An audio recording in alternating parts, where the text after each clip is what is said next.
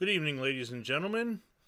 Gonna do something a little different for the all touchdown video. If you want to see the original videos with sound, go to my Facebook page, link in the description, this date in touchdown history. What I've done here is I'm going to remove the audio for YouTube purposes, and I'm going to describe the action because sometimes the audio cuts are a little confusing, and especially without the descriptions, you might not know what's going on. We first start in 1955, 70 years ago. Michigan in white, Illinois in the dark jerseys. The Fighting Illini have the ball. Camera at work is a little bad here, but it ends up being an option play. And Bob Mitchell takes the ball, cuts back inside, breaks a tackle there at the 45, and he's gone. One man chasing him. Can he catch Bob Mitchell? Diving, no. Mitchell 64 yards. Illinois will go on to win the game 70 years ago against the Wolverines. The celebration there in Champaign is on, and Mitchell with a long touchdown run. They lead 18-6. We move on to 1965 in high school football. Middleport has the ball against the Jackson Ironmen in Ohio football, and Buddy Moore unleashes a deep pass taken by a wide open Ray Hindy, and he's gone 75 yards as Middleport opens the scoring. The full game can be found on YouTube. It's not my original upload. Jackson will go on to win. Look at the H-shaped crossbars. High school action. Looks like it's snowing, maybe raining. 1965. We move on to 1995.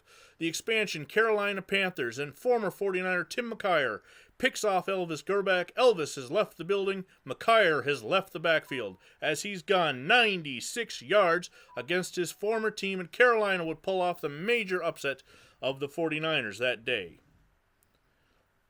Elvis, not sure what he was looking at here. He thinks he's got the man open in the flat, but McKyer reads it. The 49er receiver continues on in the end zone, and McKyer was wide open, but he plays for Carolina. We have an editor's pick. Chris, the guy who does a lot of work on a lot of my pages, picks this game. Same day, 1995, Bears and Vikings. Neil O'Donnell backed up against it. The pass is tipped and intercepted by Barry Minter.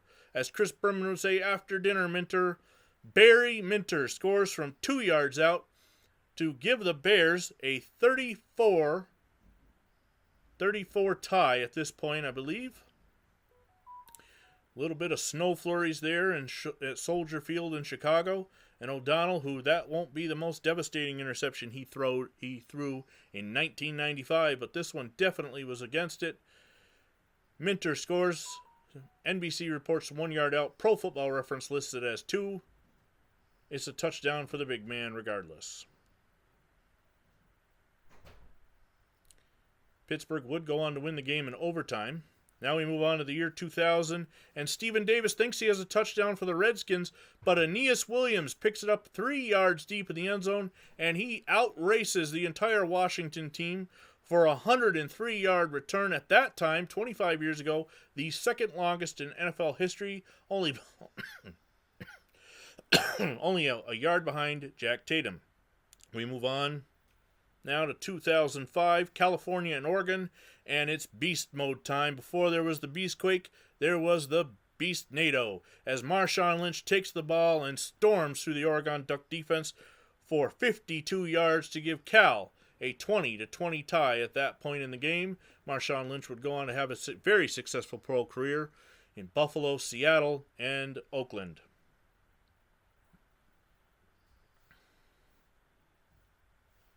Here we look at the replay, and Lynch is just gone. He's barely touched by the Oregon defender, and he's gone. No, on this day in the rain, he didn't drive a golf cart like he would at some point in the season, but he did score from 52 yards out.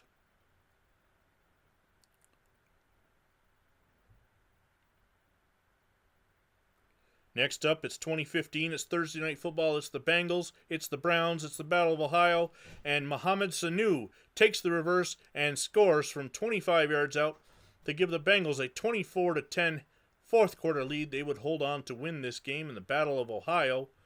Mohamed Sanu following the block of Andy Dalton. And here's a nice shot from the pylon cam as he struts it into the end zone.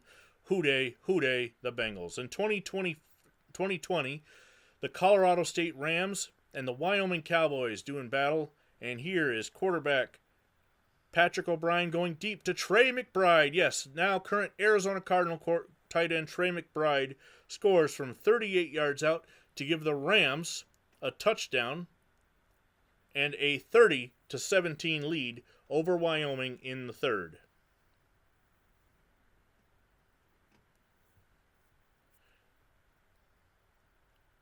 Patrick O'Brien fakes the handoff here, sets up, and it's just as easy as that. Throwing Trey McBride.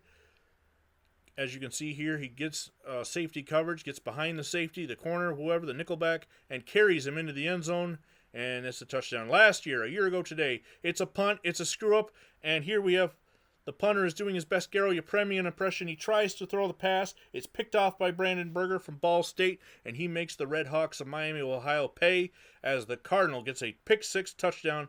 Brandon Berger is well done. As you can see the replay here, the punter just tries to throw up a pass. Berger picks it off, goes 46 yards for the touchdown, and on a Tuesday night, Ball State was rolling. Which touchdown of these was your favorite? And if you want to see more daily touchdowns, go to Facebook and this date in touchdown history.